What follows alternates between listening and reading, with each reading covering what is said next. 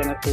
इसमें आप देख रहे हैं जो हम इसमें जो एनसीईआरटी सीरीज के जो एमसीक्यूज है उनको हम सॉल्व कर रहे हैं। तो इससे पहले हमने इसकी चैप्टर 6 तक पूरा कंप्लीट कर लिया।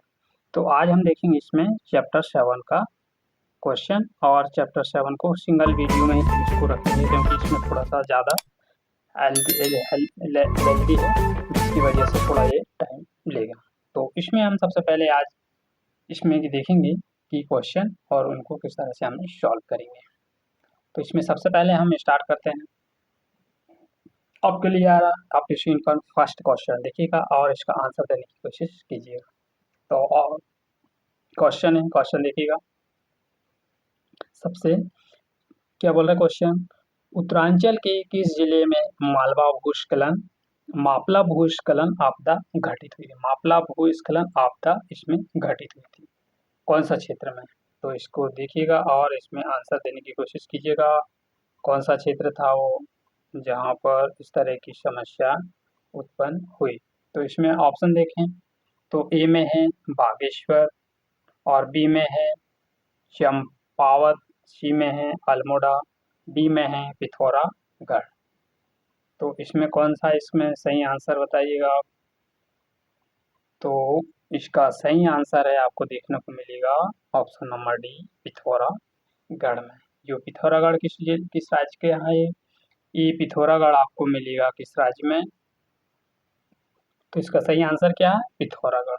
तो इसमें देखें हम इसमें थोड़ा सा डिटेल देख लें। उत्तरांचल अब उत्तराखंड के पिथौरागढ़ जिले में है, जो कि मापला भूस्खलन आपको कब 18 अगस्त 1998 को देखने को मतलब कि यहाँ देखने को यह मिला था। तो यह किस राज्य में है, किस राज्य में है, उत्तराखंड में। उत्तराखंड के पिथौरागढ़ जिले में यह काली घाटी मापला में, कहाँ पर है, काली घाटी जो मापला क्षेत्र या गांव है वहां पर आपको देखने को मिला कब, 8 अगस्त 1998 को। इसका प्रभाव देखिए, भूस्खलन में मापला का पूरा गांव बह गया था। मतलब कि जब ये भूस्खलन आया था वहां पर ये पूरा गांव का गांव क्या हो गया था, यहाँ पर बह गया था। और इस वजह से यह अन्य जानकारी और देख रहे हैं हम इसमें, यह मानसूनी बारिश के कारण, मतलब कि जो मानसूनी बारिश होती है उसके कारण होता देखने को यह मापला भूस्खलन इसमें आपको देखने को मिला। और यह मुख्यतः किस राज्य में है, यह है उत्तराखंड के मुख्य भाग में, राज्य में। कौन से राज्य, उत्तराखंड राज्य के कौन से जिले में, पिथौरागढ़ जिले में कौन सा हुआ था, मापला भूस्खलन हुआ था। ठीक है, तो फिर अगला क्वेश्चन देखें हम। अगला क्वेश्चन है, इनमें से कौन से राज्य में सर्दी के महीने में बाढ़ आती, मतलब ऐसा भारत का ऐसा कौन सा राज्य है जहाँ पर जो सर्दी का टाइम चलता है उस टाइम पे क्या होती है, यहाँ पर बाढ़ आती है। ए में है आसाम, बी में है पश्चिम बंगाल, सी में है केरल, डी में है तमिलनाडु। तो इसका आंसर देखें हम, आंसर क्या है इसमें, आंसर देख लें हम इसमें क्या है, विस्तार क्षेत्र के बारे में देखे था हम, इसमें आंसर है इसमें। ठीक है, तो अब इसका ऑप्शन नंबर डी। तो इसको डिटेल देख लें हम, इसमें तो बी दिया है। ज़्यादा कुछ राज्यों में सर्दी के बारे में देखें तो यहाँ खासकर सबसे ज़्यादा कहाँ पर मिलेगी, तमिलनाडु राज्य में, जो कि पूर्वोत्तर मानसून के कारण आती है, जो कि अक्टूबर से नवंबर माह तक इसमें क्या बाढ़ से ग्रसित हो जाते हैं। और फिर इसका विस्तार देखें, तमिलनाडु सर्दियों के महीने में अक्टूबर नवंबर में पूर्ववर्ती मानसून जब पूर्व मतलब कि ईस्टर्न साइड से जब यह मानसून आता उस समय में यह बहुत ज़्यादा बारिश हो जाती है, जिसके कारण क्या होती है, यहाँ बाढ़ जैसी समस्या उत्पन्न हो जाती है। उत्तर भारत के कुछ राज्यों में जैसे कि जम्मू कश्मीर है, हिमाचल प्रदेश है, उत्तर प्रदेश है, पंजाब है, हरियाणा है, उत्तराखंड है, पश्चिमी उत्तर प्रदेश है, और आदि जो राज्य हैं वहाँ पर सर्दियों के टाइम में क्या होती है, बारिश होती है, जिसकी वजह से गेहूं की फसल के लिए है अच्छी मानी जाती है, जिससे कि वह बहुत ही उपयोगी हो जाती हैं। पश्चिमी विश्व में देखें तो पश्चिमी भारत की सर्दियों और मानसून की जो पूर्वी राज्य हैं उस तरफ क्या होता है, इसमें पश्चिम विश्व होने के कारण इस तरह की समस्या उत्पन्न हो जाती है।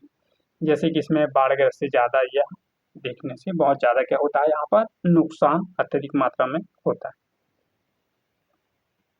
तो अगला क्षेत्र देखें हम, अगला क्वेश्चन देखें तो अगला क्वेश्चन क्या बोल रहा है, इनमें से किस में माजुली द्वीप नदी स्थित है, मतलब कि किस नदी में माजुली द्वीप स्थित है।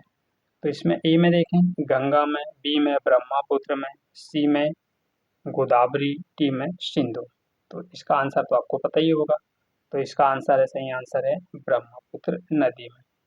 जैसे कि ये ब्रह्मपुत्र है, ये ऐसी आती थी यहाँ पर आसाम में। आप यहाँ पर देखेंगे, यहाँ पर आपको देखने को मिलेगा क्या, माजुली द्वीप है, जो कि आसाम में है। तो इसमें देखें, हम डिटेल देख लें अब इसका क्वेश्चन का। माजुली द्वीप है जो दुनिया का सबसे बड़ा क्या है, ये क्या है, नदी द्वीप है, जो कि आसाम में ब्रह्मपुत्र नदी पर स्थित है। यह माजुली माजुली द्वीप के बारे में देखना है कुछ अन्य जानकारियां। यह स्थान कहाँ पर है, आसाम में, जो कि ब्रह्मपुत्र नदी के बीच में स्थित है। क्षेत्रफल देखें हम इसमें, कुल मिलाकर इसमें 352 वर्ग किलोमीटर आपको मिलेगा, देखने को मिलेगा। कितना, 352 वर्ग किलोमीटर या 136 वर्ग किलोमीटर के आसपास इसमें यहाँ पर इस तरह से देखने को आपको मिलेगा। तो देखें हम अगला क्वेश्चन, जो इसी के बारे में देखें, इसकी कुछ विशेषताएं और है इसमें। दुनिया का सबसे बड़ा द्वीप है यह, 2016 में भारत का पहला ऐसा द्वीप बन गया जिस पर कि यह जिला भी बनाया गया, मतलब इसी द्वीप पर आपको यहाँ पर माजुली जिला भी है। यह आसाम की सांस्कृतिक राजधानियां भी है। क्या है ये, सांस्कृतिक राजधानियां भी है, कहाँ पर, आसाम की। यह सिक्किम की देवरी, सोनाली, कछारी और जनजातियां भी पाई जाती है। यहाँ पर कौन कौन सी जनजाति पाई जाती है, यहाँ पर मिस मिसिंग, देवरी, सोनवाल सोनोवाल और कछारी, ये 3-4 प्रकार की जनजाति यहाँ पर पाई जाती हैं।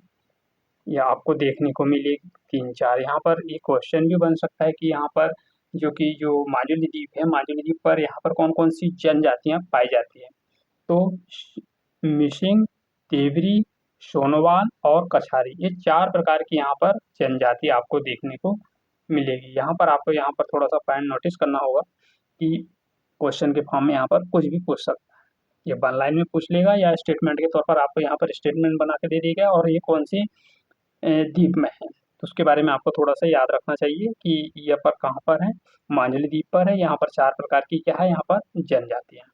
ठीक है, तो माजुली द्वीप ब्रह्मपुत्र नदी की सुबनसिरी नदी पर, सुबनसिरी जो नदी है उससे भी घिरा हुआ है। कौन सा, माजुली द्वीप जो है सुबनसिरी नदी से भी ये घिरा हुआ। यह जोरहाट नीमच द्वारा पहुंच जाता है, मतलब कि जोरहाट नीमच से भी इसमें पहुंचकर मिलता है। और फिर बाढ़ यहाँ सर्द मौसम के निमित्त होती है, तथा यह नियमित नगरी लगातार बदलाव के कारण इस तरह के ये द्वीप में इसका क्या होता है, इसमें कटाव होता है, जो यूनेस्को की सूची में 2004 में इसको शामिल किया है। कब, 2004। ये बहुत इंपॉर्टेंट पॉइंट है यहाँ पर। आपको इस क्वेश्चन में दो या तीन चीज आपको नोटिस करना होगा। एक तो एक मोस्ट IMP यानी कि इम्पोर्टेंट पॉइंट है यहाँ पर, और ये है कि मांझल द्वीप को यूनेस्को की सूची में कब शामिल किया गया। ये कब किया गया, ये 2004 में। कब, 2004 में इसको यूनेस्को की सूची में शामिल किया गया। ठीक है, ये जरूर याद रखिएगा। फिर अगला क्वेश्चन देखें हम। अगला क्वेश्चन क्या, बर्फी तूफान किस तरह की प्राकृतिक आपदा है। अब देखिएगा इसमें कि बर्फीली तूफान किस तरह की आपदा है। तो इसमें देखें हम, ए में वायुमंडली, बी में जलीय, सी में भौमिकी, डी में जीवमंडली। तो ये किस प्रकार की आपदा है, आप देखिएगा। तो इसका आंसर है इसमें, देखिएगा आप इसमें कि देखते हैं इसका आंसर क्या है।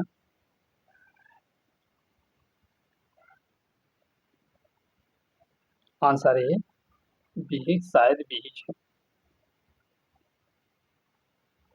क्वेश्चन ये है हमारा, बर्फीली तूफान किस तरह की प्राकृतिक आपदा है। ये कैसा, इसमें वायुमंडली, जली, भौमिक और जीवमंडली। तो इसमें देखें हम, आंसर है इसका ए। ये किस प्रकार की है, ये वायुमंडलीय आपदा है। ये कैसी है, प्राकृतिक आपदा तो है, प्राकृतिक आपदा के साथ साथ क्या है, ये वायुमंडलीय आपदा है। तो इसमें देखें हम, इसमें क्या है, इसमें हम देखें तो इसमें है आंसर इसका बी। सॉरी, आंसर है इसका ए।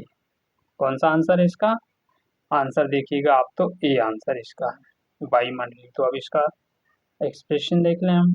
ये बर्फीली तूफान एक वायुमंडलीय आपदा है जिसमें कि तेज हवाएं और फिर क्या होती है इसमें, भारी बर्फबारी होती है, कम दृश्यता होती है, जो यात्रा और बुनियादी के ढांचे में से बाधित कर सकती है। ठीक है, तो यहाँ की जानकारी के बारे में देख लें हम, और इसमें कौन सी जानकारी हैं और एक्स्ट्रा देखें। एक्स्ट्रा जानकारी के बारे में देखें, ये बर्फीली तूफान की परिभाषा दी गई है। बर्फीला तूफान एक गंभीर है जो कि सर्दियों का तूफान है जिसमें कि तेज हवाएं रहती हैं और बर्फबारी भी बहुत अधिक होती है, जिसके कारण यहाँ दृश्यता कम हो जाती है। कैसे हो जाती है? यहाँ की दृश्यता आप देखोगे तो क्या हो जाती है, इसमें कम हो जाती है, जिसकी वजह से यहाँ पर इस प्रकार की समस्याएं उत्पन्न होती हैं। तो इसमें की कुछ और देख लें हम। इसमें बर्फीली तूफान कई तरह के खतरा भी पैदा कर सकती है, जैसे कि इसमें यात्रा बाधाएं, तेज हवाएं होती है, बर्फबारी होती है, सड़कें बर्फबारी होने के कारण क्या हो जाती है, इसकी सड़कें में जो आती है बर्फ आकर जम जाती है, जिसके कारण कि यातायात के साधन में इसमें बहुत मात्रा में क्या हो जाती है, कठिनाई उत्पन्न होती है। इसकी वजह से बहुत अधिक मात्रा में क्या करते हैं, इसमें से जाने के लिए नीचे रोड सारा रास्ता जाम हो जाता है बर्फ की वजह से। इसके कारण क्या करते हैं, हवाई अड्डे से इसकी यात्रा शुरू करते हैं। और फिर बिजली आपूर्ति में व्यवधान, मतलब कि कई तरह से यहाँ पर बिजली भी इसमें व्यवधान उत्पन्न करती है, जैसे कि बर्फ है, बर्फ के भारी बिजली के खंभे हैं जो कि तार से क्या हो जाते हैं, वह घिर जाते हैं, जिसकी वजह से बिजली आपूर्ति इसमें बाधित हो जाती है और पर्याप्त मात्रा में बिजली नहीं पहुंच पाती। और स्वास्थ्य संबंधी जो होती है वह समस्याएं और अधिक मात्रा में क्या हो जाती है, उत्पन्न हो जाती है, जिसके कारण कि समय पर वह अस्पताल तक नहीं पहुंचा जा सकता, क्योंकि रास्ते में यदि बर्फ जमा हो जाने के कारण वह आने जाने में इनको बहुत ही प्रॉब्लम फेस करनी पड़ती है। तो इसमें कि हमने अभी चीज देखा। और फिर इसमें और कुछ है, इसमें बर्फीली तूफान कैसे बनते हैं। इसमें आमतौर पर आप एक निम्न जो दबाव प्रणाली है वह दबाव प्रणाली के कारण होती है, मतलब कि जो निम्न लो प्रेशर से हाई प्रेशर के बारे में है, इसमें ठंडा क्षेत्र से संबंधित है, जो धीरे करके क्या करते हैं, आगे बढ़ते जाते हैं। और बर्फीली तूफान से किस तरह से हम इसको बचाना चाहिए, इसके कुछ ध्यान देने योग्य बातें हैं। मौसम और इसकी चेतावनी के बारे में ध्यान देना चाहिए, जो मौसम की चेतावनी पर ध्यान दें। और आपको यह बर्फीली तूफान यह चेतावनी से मिलते हैं, यानी कि बर्फीली जो तूफान आते हैं उनसे क्या चेतावनी मिलती है, इसको सुरक्षित स्थान पर चले जाएं, मतलब कि जहाँ बर्फ की मात्रा बहुत कम होती है, मतलब नीचे रहेंगे रास्ते में तो क्या होगी, बर्फ आकर सीधे जमा हो जाएगी। अपनी यात्रा योजना बनाएं, यदि आप उस टाइम पे जा रहे हो तो जाने से पहले आपकी जो यात्रा है उसकी योजना बनाना चाहिए, और यह किस तरह से यात्रा बनाएं, और ये सुरक्षित आपके पास पर्याप्त इसके ईंधन की आपूर्ति होना चाहिए। और अपने घरों को सुरक्षित रखें। अपने घर पर बर्फ और बर्फ की सुरक्षित रखने के लिए क्या करें, एक आपके पास एक पर्याप्त मात्रा में क्या होना चाहिए, ठंड से बचाव के लिए कपड़े भी होना चाहिए, और भोजन पर्याप्त मात्रा में उपलब्ध होना चाहिए इतने टाइम तक। ठीक, देखें अगला क्वेश्चन। अगला क्वेश्चन है, अगला क्वेश्चन क्या बोल रहा है भाई, अगला क्वेश्चन देख लें हम। भूकंप, इस संकट है यहाँ पर भूकंप है। भूकंप और ज्वालामुखी के महासागरीय जो कि धरातल में अचानक हलचल पैदा होती है, जिसके कारण ऊर्ध्वाधर और ऊंची तरंग पैदा होती है, उसे क्या कहते हैं। मतलब इस तरह की जो समस्याएं उत्पन्न होती है उन समस्याओं को क्या कहा जाता है, क्या कहा जाता है उन समस्याओं को, बताइएगा आप। इसमें देखें, ए में है बंदरगाह की तरंग है, बी में देखिए भूकंपी तरंग है, सी में दोनों, और डी में, ऑप्शन डी में क्या है, इसमें इनमें से कोई। तो आप इसमें बता सकते हैं कि इनमें से कौन सी समस्या के कारण उत्पन्न होती है, बताइएगा। इसका करेक्ट आंसर है ऑप्शन नंबर सी, ये दोनों समस्या के कारण यहाँ उत्पन्न होती है। तो ये तो था हमारा आज का सेशन। सेशन कैसा लगा, सेशन को लाइक करके डिसलाइक करके आप बता सकते हैं, और कमेंट करके। तो इसके लिए फिर हम देखेंगे। Thank for all of you. ठीक है, thank you for all of you. मिलते हैं फिर इसकी श्रृंखला की नेक्स्ट वीडियो में। और आपसे अच्छे अच्छे क्वेश्चन को लेकर आके फुल डिटेल में हम देखें। Thank you for all of you. जय हिंद। और पढ़ाई अच्छे से कीजिएगा।